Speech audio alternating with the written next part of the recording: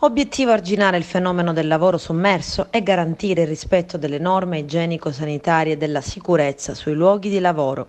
I militari dell'Arma, da settimane ormai su disposizione del Comando Provinciale di Agrigento, stanno effettuando una serie di controlli mirati sia ai locali di intrattenimento e agli stabilimenti balneari che sorgono lungo tutto il litorale, ma non solo. I carabinieri del nucleo ispettorato del lavoro starebbero analizzando quanto scoperto e acquisito durante un blitz in alcuni centri CAF e patronati di Favara. Stando a quanto emerge dal fitto riserva investigativo, i militari dell'Arma avrebbero trovato alcuni lavoratori in nero. Una struttura, in modo particolare, pare che rischi proprio la chiusura. Servirà però ancora dell'altro tempo per fare in modo che i militari abbiano un quadro nitido.